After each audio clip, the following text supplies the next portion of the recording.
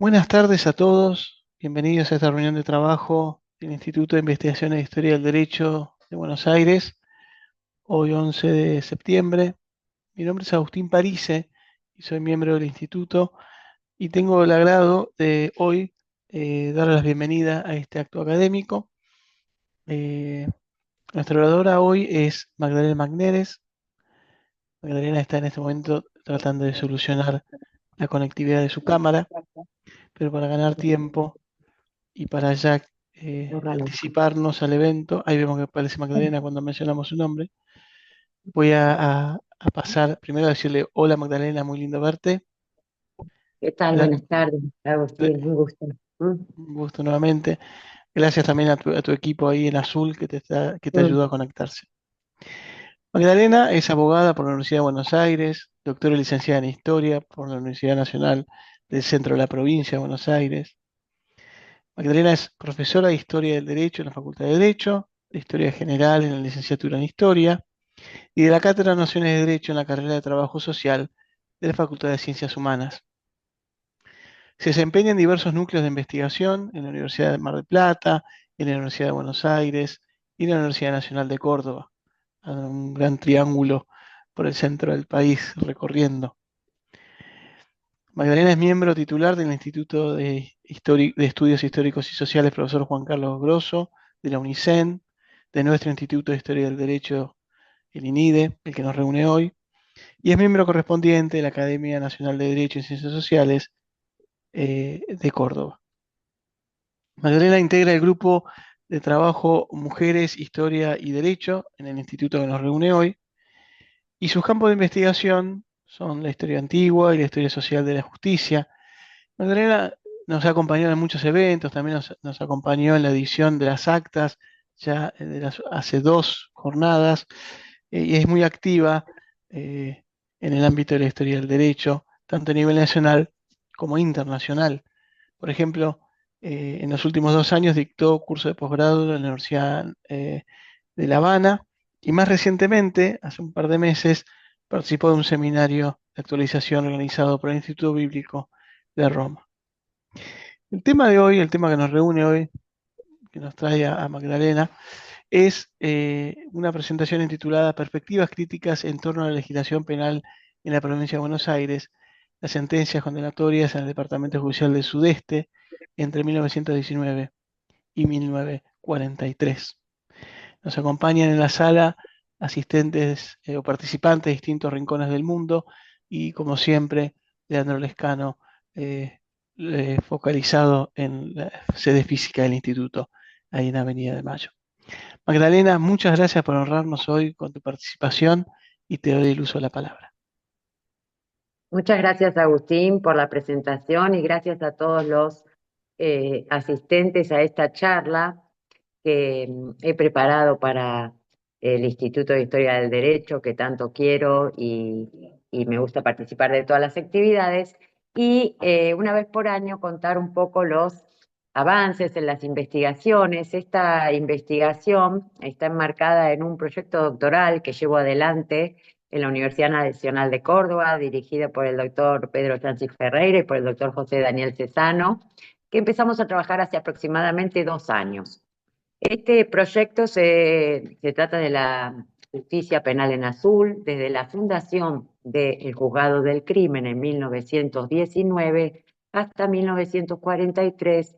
Esas son las razones del recorte cronológico de la presentación de hoy, cuando se crea el Juzgado Federal en la ciudad.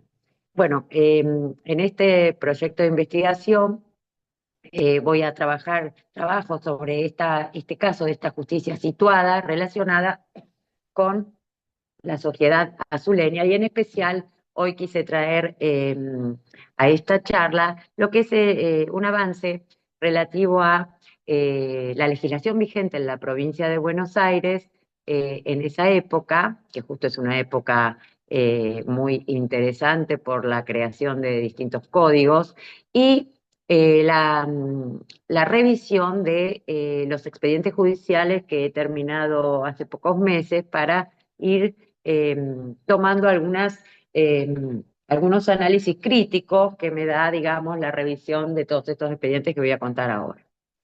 Brevemente, vamos a repasar ahora entonces el proceso de codificación que se involucra en este periodo, que se da el primer corte lo realizó de 1863 a 1922 y después de 1922 a 1943. Es así que con la reincorporación de Buenos Aires a la Confederación hacia 1860, concluido el proceso de reforma constitucional, todo parece indicar que estaban dadas las condiciones para llevar adelante la codificación nacional. La ley del 6 de junio de 1873 autorizó al Poder Ejecutivo a nombrar comisiones encargadas de redactar los proyectos de Código Civil, Penal, Minería y Ordenanzas del Ejército. El proyecto de Código Penal fue asignado al doctor Carlos Tejedor, quien presentó la parte general de su trabajo entre 1865 y en 1867 la parte especial. Casi 2 décadas más tarde, el proyecto Tejedor se convirtió en el fundamento de aquel Código Penal Nacional sancionado en 1886.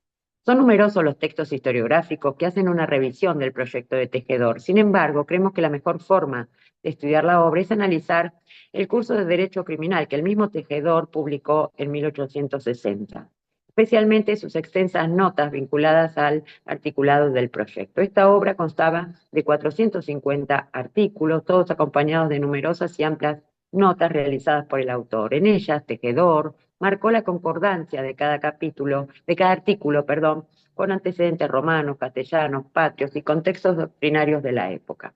Entre los textos mencionados destacó también el Código Penal Bávaro de 1813.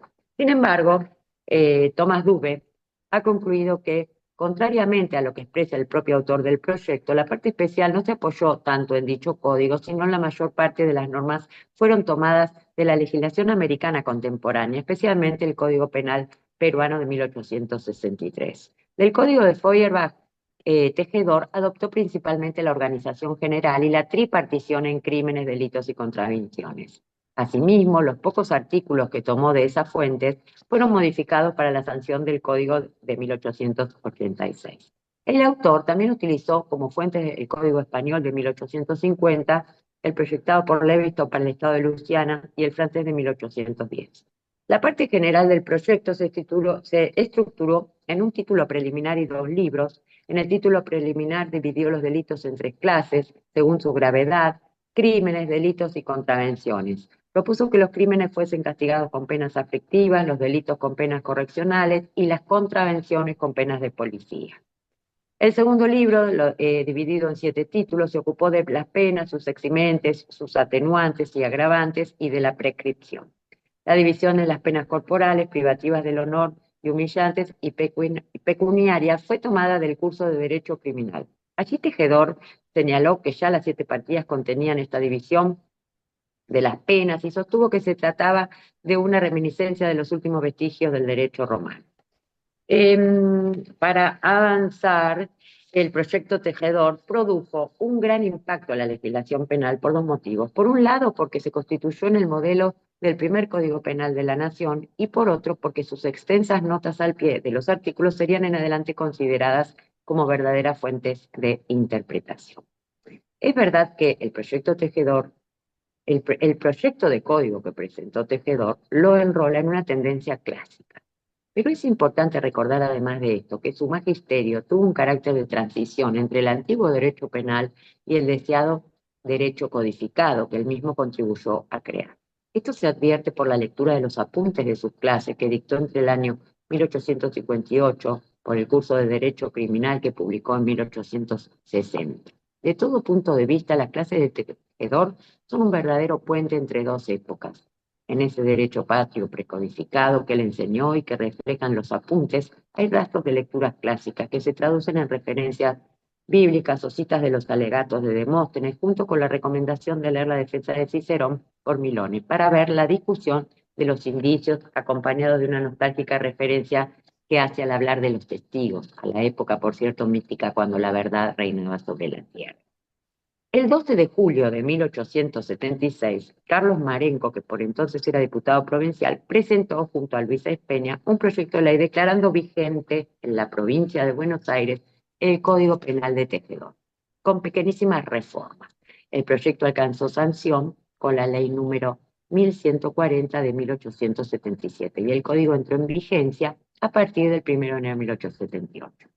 El viejo maestro murió en 1903. Uno de los últimos juristas que formaron su escuela fue Manuel Obarrio, que permaneció leal, fiel al clasicismo penal hasta que abandonó la cátedra en 1905. Con la llegada de Norberto Piñeiro, partidario de la escuela positivista, terminó realmente la vigencia de la enseñanza de Carlos Tejedor.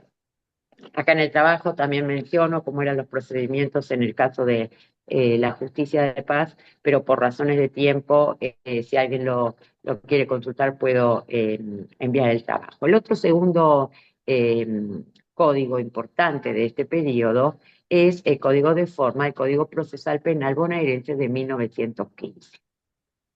A comienzos de 1915 se ponía en vigencia en la provincia de Buenos Aires este nuevo Código Procesal, cuyo texto había nacido de preocupaciones por fortalecer las garantías del imputado, acelerar los procedimientos y descomprimir la congestión de las cárceles en un contexto de influencia del discurso criminológico positivista.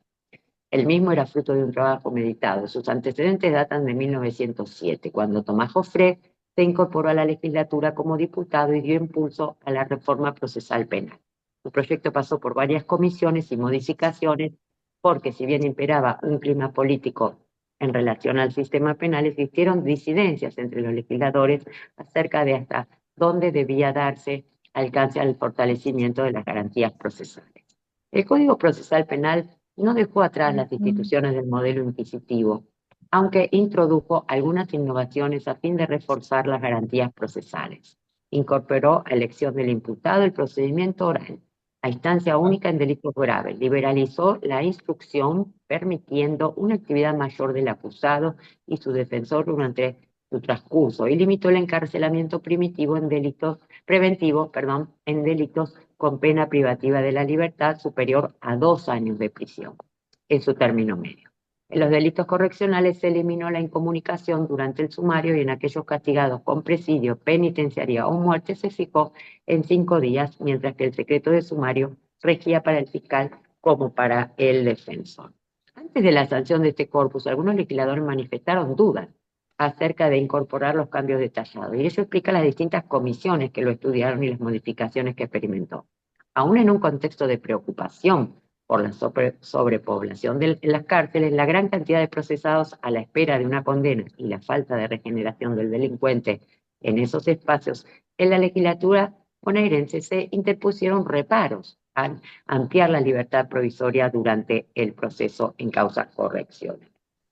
Tomás Joffre logró en la provincia de Buenos Aires la implementación del juicio oral en forma optativa para el imputado en causas graves. La etapa sumarial continuó igual que en el juicio escrito y los jueces se desempeñaban primero como jurados técnicos determinando la culpabilidad y luego como jueces al dictar sentencia.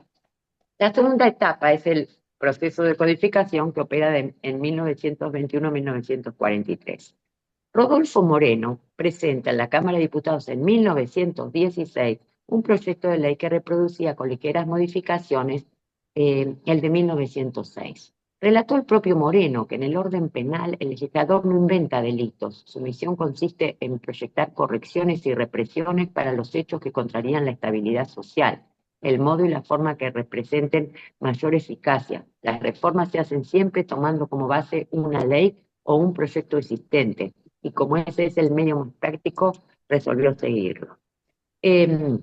Hubiera podido proyectar una planilla de modificaciones al código, pero no existiendo un código solo, como decía Moreno, sino un conjunto de leyes dispersas, carentes de vinculación. El sistema con esa base se habría expuesto al fracaso.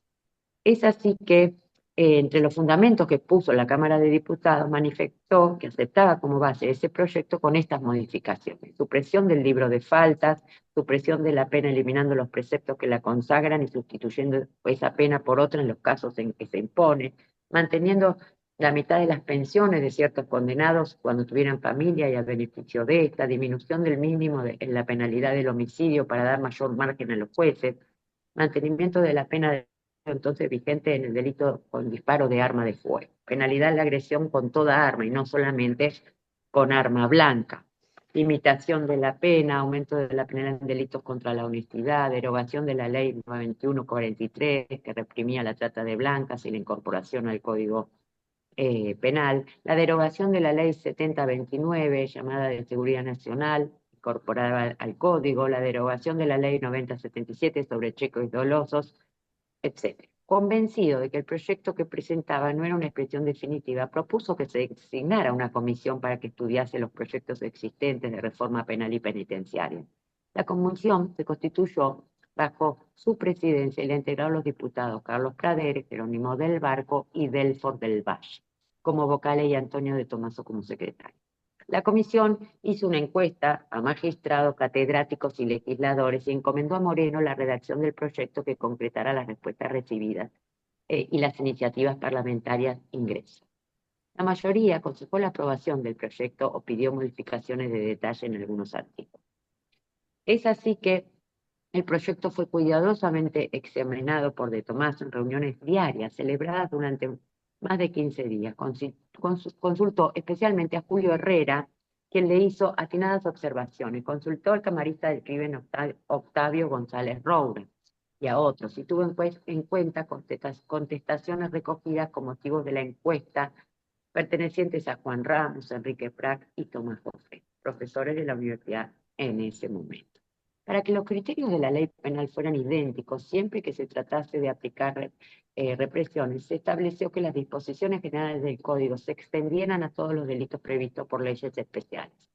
Dejó librada a las provincias la legislación sobre faltas. Modificó el criterio en materia de atenuantes y agravantes de acuerdo con las modernas enseñanzas y experiencias. Confirió a los jueces amplia facultad para fijar la condenación en las penas divisibles por razón de tiempo o cantidad. El autor de la tentativa no era punible cuando desistía voluntariamente, etc. El 30 de septiembre, el Senado insistió en incluir la pena de muerte y con la misma mayoría la Cámara Baja impuso definitivamente el rechazo. El código fue promulgado el 29 de octubre y entró en vigencia el 29 de abril de 1922. Tuvo apologistas y detractores, como tuvieron todas las codificaciones en la historia de nuestro país. Entre los primeros apologistas estuvo Julio Herrera, González Roura, y entre los detractores, Juan Ramos, José Peco, Jiménez de Azua, Eusebio Gómez y Eduardo. Años después, en la provincia de Buenos Aires, el gobierno de Federico Martínez de Oz, entre 1932 y 1935, decide reorganizar la justicia criminal y correccional y los procedimientos de estas materias que acusaban muchas falencias. Debía ser objeto de estudio detenido y es así que dentro de este proyecto reformador de la Administración de Justicia era fundamental crear una comisión y designar a sus miembros. Buscaba varias leyes que era necesario reformar. Reorganizar la justicia criminal y correccional. Reorganizar las leyes carcelarias, las leyes de menores, el patronato de liberados, el registro local de reincidencia, los procedimientos generales en materia de faltas. El objetivo era presentar el conjunto de proyectos relativos a la prevención y represión dentro del orden local, para lo cual la idea era designar para el trabajo a personas competentes. Es así que Eusebio Gómez y Rodolfo Moreno fueron los encargados de redactar este Código de Procedimiento Criminal y Correccional, tratar de organizar la justicia en lo criminal y correccional, organización carcelaria, etc. Esta comisión, lo importante es que decide enviar una serie de consultas a jueces de la provincia de Buenos Aires. En estas consultas, Moreno y Gómez se refieren a qué opinaba cada juez sobre 4 temas: el juicio oral, la organización de la instrucción, la publicidad del sumario y la exposición que pasaba con su experiencia en los juicios orales. Se la mandan a casi todos los jueces de la provincia de Buenos Aires y he tenido la suerte en esta investigación que el juez de Azul, Benito Baldovino, responde esta consulta, esta encuesta, porque solo la responden 4 en total, 4 jueces, y acá puedo reconstruir con la voz local acá del juez de Azul qué opinaba al respecto en relación a estos temas. Aclara Valdovinos que la premura de la solicitud y sus obligaciones no le permitían dedicarle el tiempo necesario, porque la importancia del problema que comprende debe ser materia de meditación y conectación con las observaciones que la aplicación diaria de la ley va permitiendo demostrar, la conveniencia de introducir modificaciones, ya que el sistema vigente atenta contra la seguridad de los trámites y contra la seguridad de los trámites y contra las garantías hacia la libertad de los ciudadanos y el orden social. Respecto a la proposición del juicio por jurados, Baldovino se explica de la siguiente manera. Se ha opuesto como argumento contra la adopción del sistema oral la falta de educación o cultura de nuestro pueblo para ser investido de un cargo de tanta responsabilidad como lo es el de jurado. Desgraciadamente, la impugnación no deja de ser en verdad exacta, pues contra escasos núcleos de población que han logrado alcanzar cierto grado de cultura, independencia económica, etcétera, tenemos que el resto de la provincia, refiriéndome al problema local, que es el que nos interesa, nos dista mucho de alcanzar esas condiciones y cualidades indispensables para permanecer ajeno o sustraerse a la lucha de posiciones o intereses de pequeños ambientes o círculos. Desde mi punto de vista, considero que aún no se encuentra en condiciones nuestra población para llenar a satisfacer tan delicadas funciones sobre las que descansa la tranquilidad y la seguridad social, al respecto a la ley y a sus instituciones. Se opone a ello esta manera de ser que nos es tan propia. El favor, la influencia, la venalidad y los mil recursos de que disponen potentados y políticos se pondrán en juego y pesarán fatalmente para determinar la conciencia y el voto del jurado. A pesar de esta dura crítica, Baldovino expresó su conformidad en lo que respecta al juicio oral. Mi opinión, en cambio, es francamente favorable a la oralidad del juicio, incorporado por nuestra ley procesal vigente, el tribunal colegiado y los jueces letrados con el sistema de las libres convicciones impuesto por el artículo 382 del citado Código y fallo por unanimidad de jueces. En las causas de que la aplicación de la pena exceda de 3 años de prisión o reclusión, el juez de crimen levantará el sumario hasta que llegue a plenario, debiendo elevarlo una vez producida la acusación fiscal a la Cámara correspondiente para que lo resuelva en juicio oral, siempre que no haya decretado el sobreseimiento de los procesados u ordenada su libertad por falta de mérito.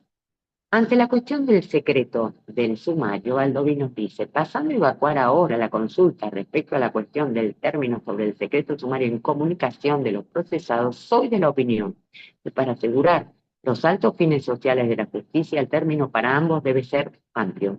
Debe reaccionarse contra la brevedad angustiosa del artículo 444 de nuestro Código de Procedimiento Penal. La práctica demuestra, sobre todo cuando se trata de hechos graves, y hoy en que los delincuentes revelan conocer las disposiciones de las leyes y en que pueden ampararse, que al término de 5 días resulta demasiado breve para poner dentro de ellos, reunir en muchos casos los elementos legales necesarios para establecer su responsabilidad penal, es decir, la participación que han tenido en los hechos y la destrucción de las coartadas que preparan para eludir las sanciones penales, permitiendo se realicen las diligencias necesarias para acreditar en forma indudable, asimismo, la existencia del cuerpo del delito. Y solo ello se puede conseguir con la consiguiente reserva que el secreto del sumario impone a las diligencias y la falta de comunicación del procesado con sus familiares o el exterior. Ninguna intranquilidad ni alarma a la gente honrada puede provocar la ampliación de dichos términos que tienden a asegurar su defensa contra los elementos que perturban su tranquilidad y lesionan sus intereses privados y sociales. Hay que defender a la sociedad contra la impunidad de quienes transgreden en sus leyes.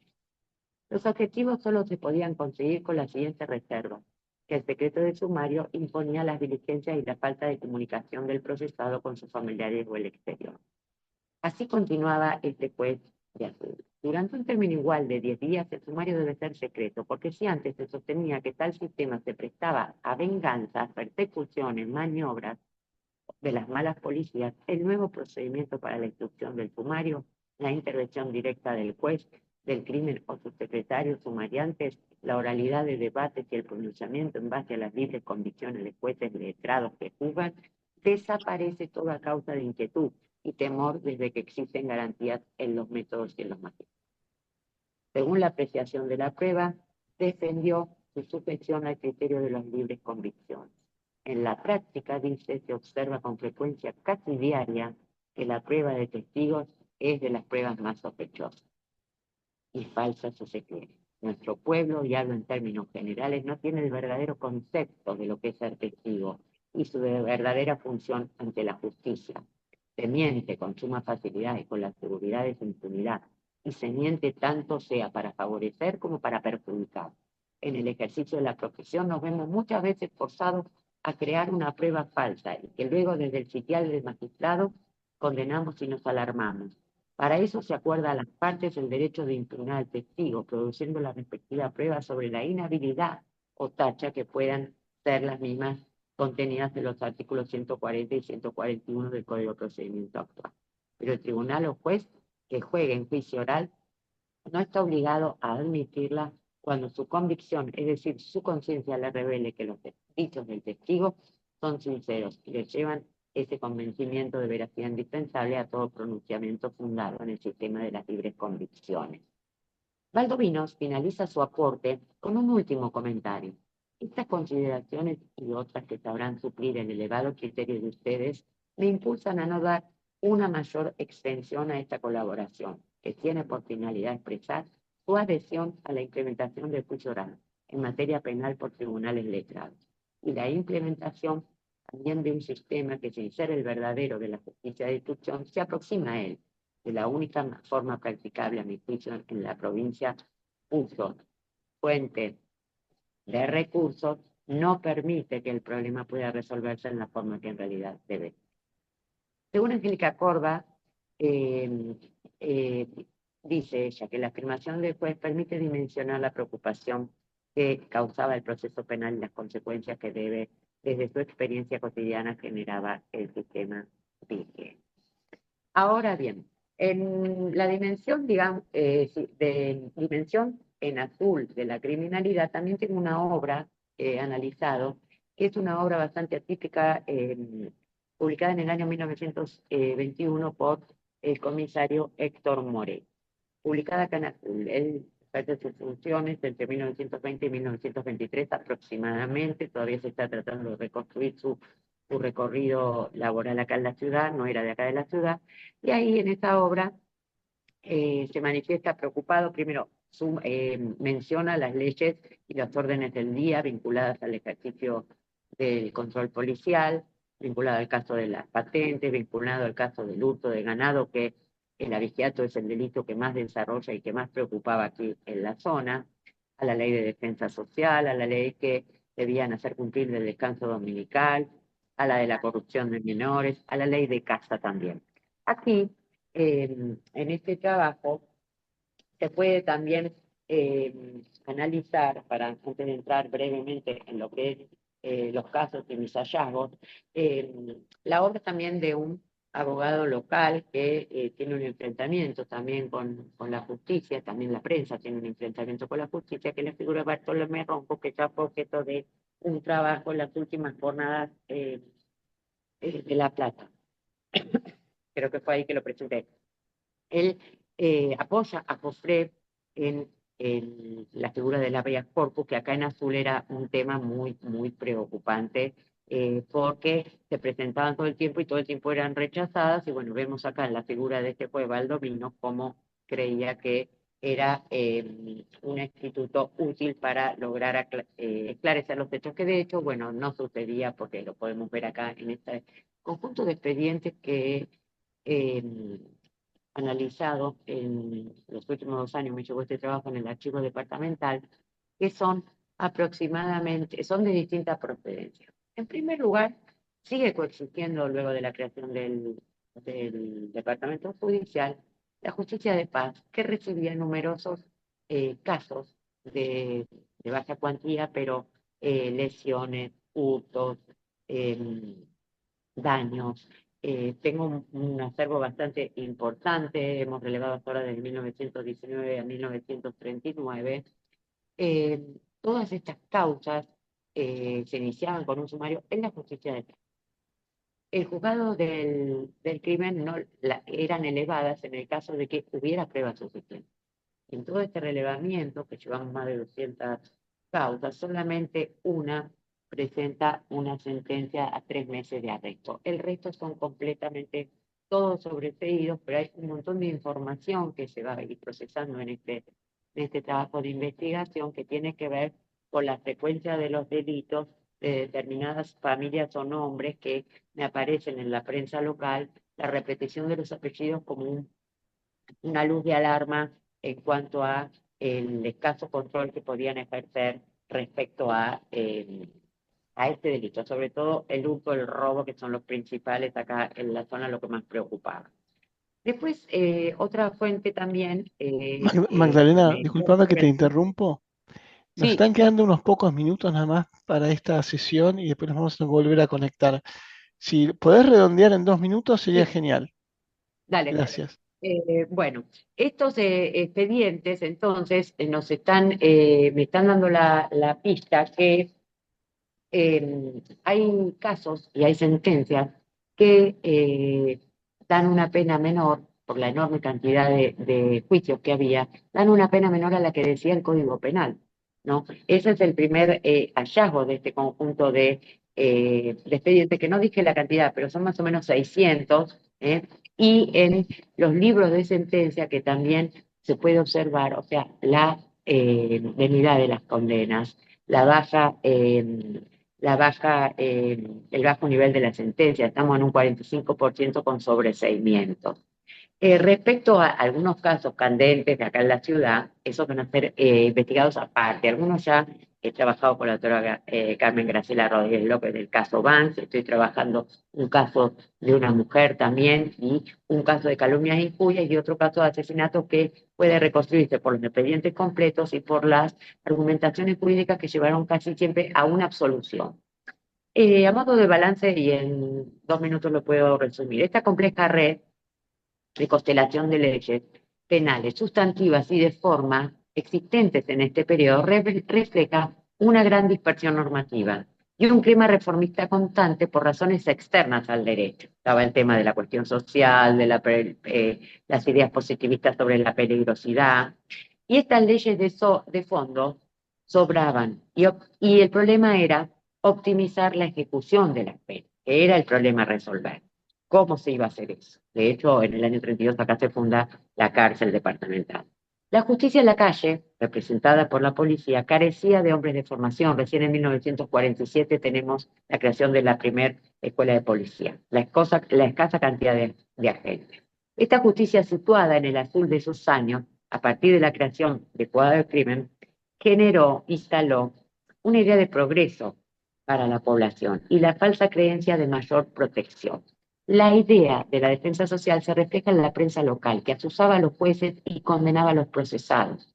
En muchos casos, los absueltos debían abandonar igual la ciudad por no tolerar la discriminación y el Estado. Aquella sociedad, con su juzgado del crimen, facilitaba también que los vecinos denunciaran al vecino, al mendigo, al peón, a las mujeres solas y vulnerables. Este análisis procura poner en tensión a los actores sociales y a los agentes de la justicia para desentrañar esta compleja trama relacional de estos sujetos en este periodo de 20 años en la ciudad de Azul, donde hoy estoy trabajando. Muchas gracias. Muchas gracias a vos, Magdalena. Excelente tiempo. Y volvemos, después de este aplauso, nos volvemos a conectar en el mismo link. Por favor, acompáñenme para agradecerle a Magdalena. Muchísimas gracias, Magdalena. Nos conectamos en 2 minutos en el mismo link, el mismo enlace.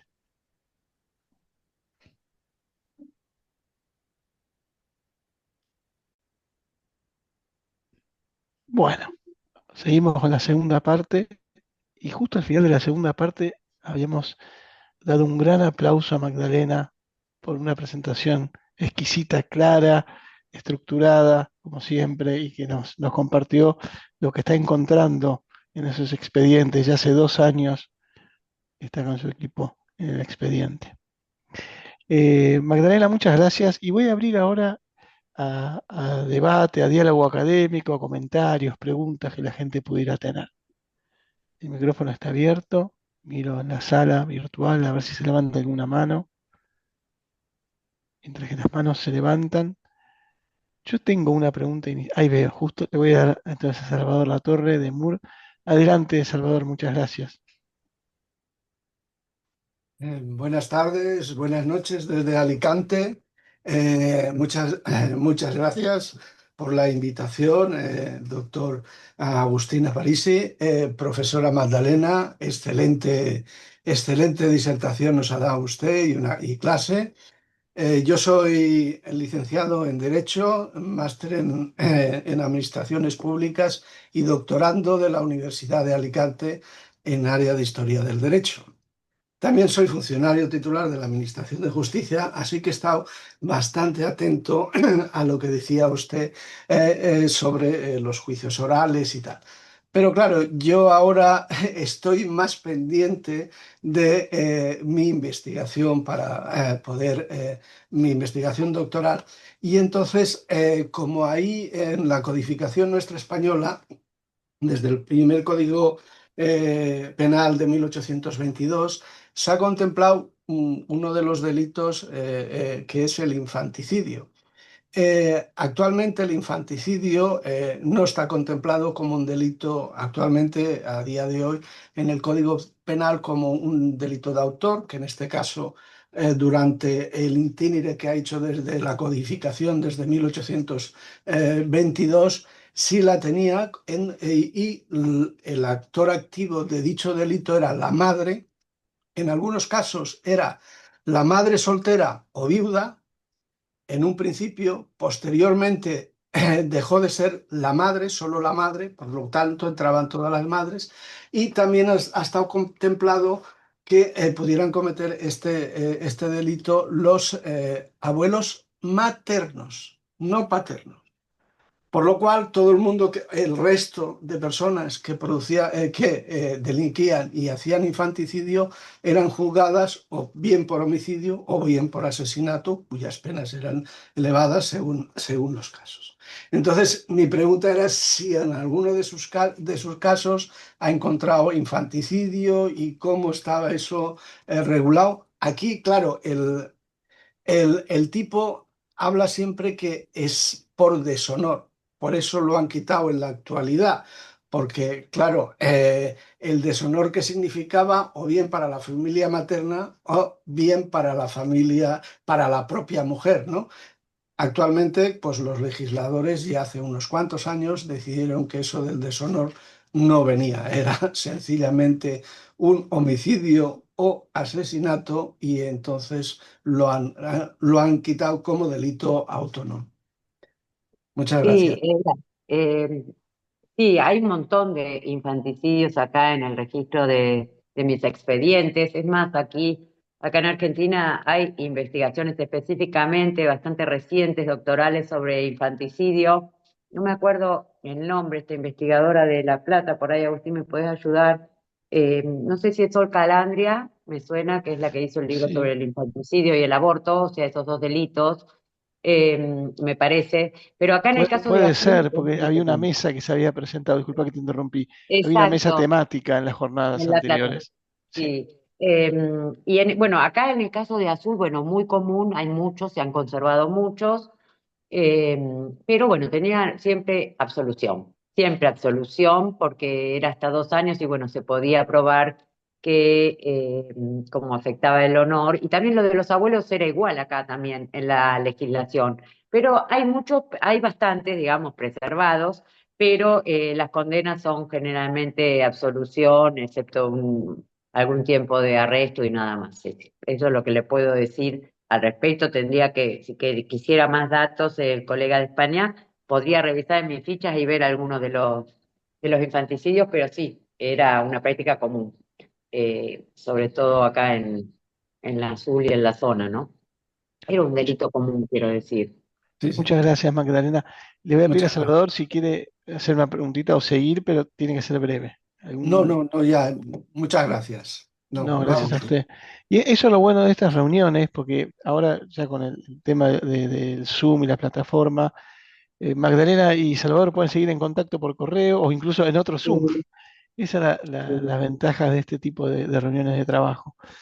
Yo tenía una pregunta para Magdalena. Me pareció muy interesante los cuestionarios que se enviaron a los jueces, porque ahora está, ya hace una década por lo menos, o quizás dos, está muy en boga todos los estudios empíricos, ¿no? En la interdisciplina con los estudios empíricos, cuantitativos, cualitativos. Y este tipo de experiencias históricas, que puedo pensar también incluso en una experiencia de Edward Livingstone, que vos mencionaste, Magdalena, Sí. cuando él prepara su código para Luisiana, hace también un cuestionario que circula con los jueces para tener esa visión empírica. Y también puedo pensar ya en el siglo XX, a principios del siglo XX, la Iglesia Católica, cuando está trabajando en el Código de Derecho Canónico en el 17, también hacen cuestionarios con los obispos y lo abren. Esa cuestión empírica, a mí lo que me gustaría saber es si vos, en el caso es que vos estás estudiando, lo ves como una rareza, lo ves como algo que se benefician de un diálogo con otros expertos que también estaban haciendo estudios similares. ¿Cómo lo contextualizás ese caso específico de la encuesta o del cuestionario? Mira, también sabes quién hace encuesta, el SINA para el Código Rural. Hace muchísimas, o sea, entrevista realmente a todos los sectores para terminar de escribir el Código Rural, y estamos hablando del siglo XIX. ¿M? Esto está en toda la exposición de motivos, los sectores que consultó involucrados, digamos, en el ámbito rural. Para mí, esta entrevista es fabulosa y la tengo que seguir trabajando porque es su voz. Porque una cosa en las sentencias, Baldovino está bastante tiempo, está casi 10 años a cargo del juzgado del crimen, Benito Baldovinos. También tengo su legajo que está, lo traje del archivo de la Suprema Corte, su legajo de cuándo entró al Poder Judicial, de dónde era, dónde vino, o sea, ese apellido no quedó acá, o sea, no quedó nadie acá en azul, o sea que eran, como tantos jueces de esa época, viajeros, ¿no es cierto? Que estaban por un tiempo para hacer escalar en otras posiciones, en otros departamentos, que es la característica de los juzgados, de los jueces de acá de Azul, en esa época. Pero esta entrevista, esta encuesta me da la voz de él en cuanto a lo que él creía de la sociedad local, que también me la dan los diarios, porque había un encono enorme entre la prensa y la justicia, y sobre todo los miembros de la justicia. Cosas tan ácidas, mucho más ácidas que hoy, ¿no es cierto? Que acá se conserva toda la prensa de la época y cómo criticaban al Poder Judicial todo el tiempo.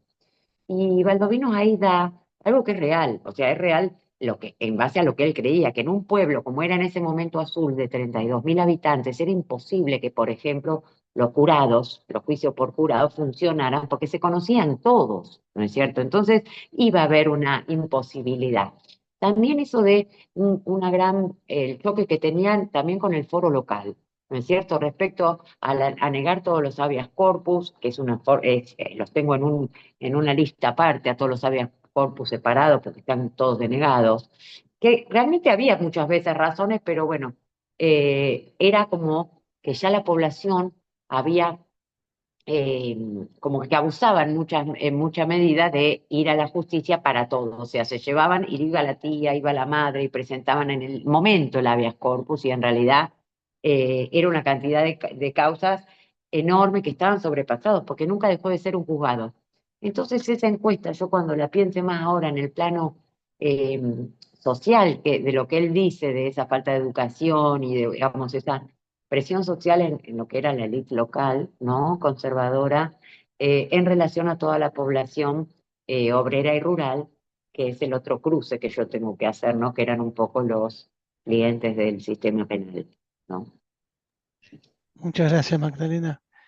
Sigo mirando la sala y aprovecho y pregunto sobre esas encuestas también. La primera pregunta es, ¿por qué cuatro contestaron nada más? Si sospechás. Y la otra es, ¿quiénes son los otros tres?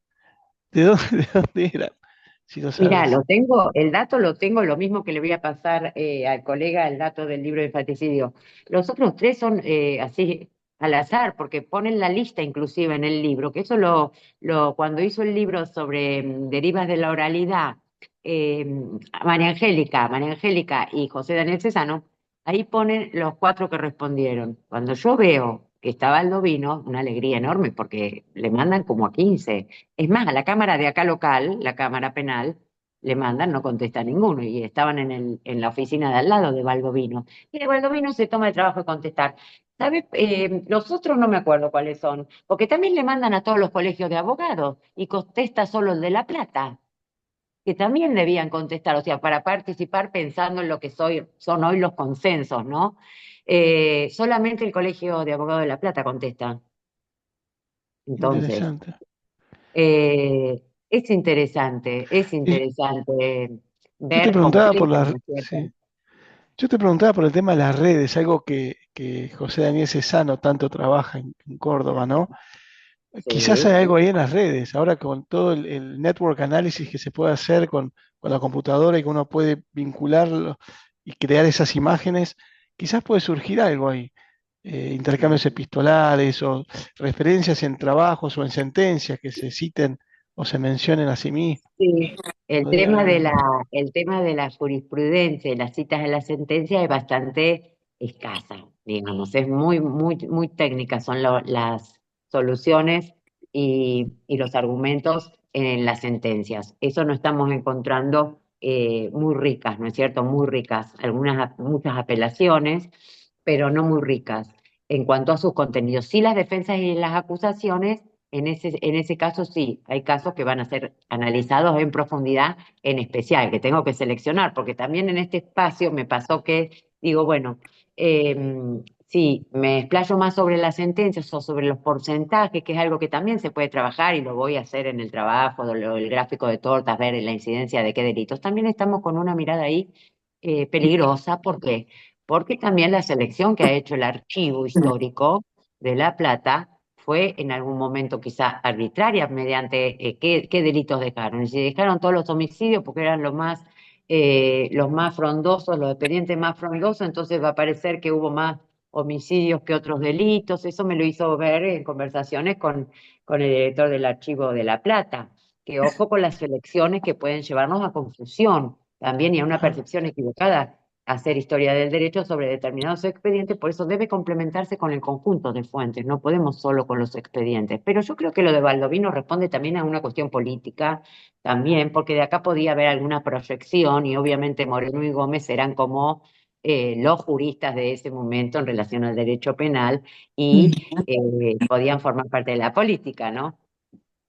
Muchas gracias, Magdalena, y gracias también por compartir todos estos aspectos que cuando uno se embarca en una aventura en el archivo o en un proyecto, es muy valioso todo lo que nos decís, esas cuestiones que tenemos que usar para delimitar el campo de estudio y la validez del resultado o del reclamo que hacemos, de lo que estamos manifestando. Veo que se prendió la cámara, que está Graciela, que te han Hola, ¿qué tal? mencionado un par de veces, Graciela.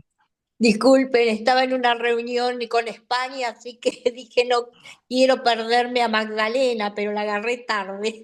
Bueno, pero es muy lindo que te pudiste sumar. Gracias, Graciela. Gracias a ustedes. Sigo viendo en la sala, nos quedan un par de minutos nada más porque esta reunión siempre se planea por una hora, a veces nos extendemos un poquito más, pero estamos por llegar a la primera hora, a la única hora. Y veo alrededor si alguien quiere, como se decía antes, hable ahora o calle para siempre. ¿Alguien quiere hablar ahora o callar para siempre? Miro nuevamente y bueno, miro uno, miro Sí, dos. buenos Sí, días. Víctor. Adelante, Víctor. Hola a todos, saludos desde Bogotá. Mira, es que quiero entender allá en Buenos Aires, en la provincia, cuál es la perspectiva que ustedes tienen frente a los delitos cometidos por menores de edad. Entiéndase, menores de edad, delitos susceptibles de ser juzgados en el Código Penal, homicidio agravado. ¿Por qué lo pregunto? Porque aquí en Colombia, según el Código Penal colombiano, un joven entre 14 y 16 años es susceptible de ser imputado por el delito de homicidio agravado, pero máximo hasta 8 años es la pena máxima. Y hace poco hubo un asesinato de un senador acá cometido por un menor de edad y le imputaron 8 años. Y hubo otro asesinato al cual imputaron 5 porque el menor confesó. Entonces, he estado documentándome un poco para entender en Argentina, y sobre todo en la provincia de Buenos Aires, esa legislación que tienen ustedes actualmente, ¿qué opinión les merece? Y si merece una reforma no solamente a nivel de pronto argentino, quizá latinoamericano, en cuanto al uso de los menores por grupos armados para cometer delitos, ¿no? Que es lo que está detrás de eso. Gracias, Víctor. Eh, es muy valioso tu comentario. Excede un poco el campo temporal que nos estamos juntando y no me parece que lo podamos contestar a vuelo de pájaro. Me parece que amerita mucho más debate. Sin embargo, abro el micrófono y no sé si Magdalena o alguna de las personas presentes quiere hacer algún tipo de manifestación. Perdón, ¿se me escucha? Sí, sí. El menor en Argentina es inimputable, a esa edad. Lo que sucede es que, bueno, son casos que van directamente a un sistema pupilar, correccional, hasta que cumplan, digamos, la edad, en el caso de homicidio, ¿no es cierto? Que cumplan la mayoría, a los 18 años, y ahí pasa a un sistema carcelario de régimen común o de régimen abierto, según cómo se ha comportado en el sistema pupilar correccional. Pero desgraciadamente es inimputable. De ahí todos los problemas que hemos tenido, ¿no? Con distintos hechos criminales realizados por menores. Eso en la actualidad, ¿no es cierto? Históricamente hay ciertas variaciones, porque los menores en la historia, digamos, argentina, yo he trabajado mucho el tema de minoridad, había una legislación que era, digamos, no tan garantista, sino que el menor pasaba a un sistema correccional, pero más cercano a lo que es prisión. ¿No? Tenía, digamos, las reglas que tiene una prisión en un sistema, digamos, asilo. Hay varios trabajos de quien era el médico de policía, Carlos Arenaza, en la época, que hace referencia a cómo era el tratamiento, digamos, del penor en las primeras décadas del siglo XX, por ejemplo. Si te interesa, digamos, ver los trabajos de Carlos Arenaza, ahí vas a poder observar. Era médico legista de la policía, ¿no? Y bueno, también hay información de minoridad en las memorias de justicia e instrucción pública del Archivo General de la Nación. ¿Eh? Yo ahí te interrumpo, Graciela, y te Sí. agradezco. Y eso es lo Mm. valioso de este tipo de reuniones, porque al tener expertos en la sala, siempre se pueden ir complementando. Pero como dije, es un tema que excede el ámbito Sí. central de la presentación y por eso interrumpo.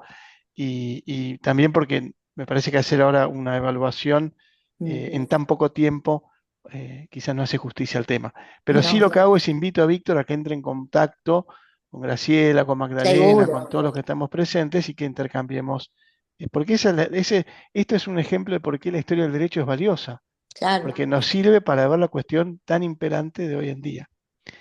Me gustaría darle la palabra a Magdalena si quiere hacer un cierre y después yo hago el cierre final de decir hasta luego. Magdalena, ¿querés unas palabras de cierre? Bueno, coincido con vos, Agustín, que bueno, que estas reuniones generan eso, pero bueno, que este tema justo no puedo yo emitir ninguna opinión, en principio tampoco por ejercer la profesión ni estar al tanto del derecho vigente en forma cotidiana.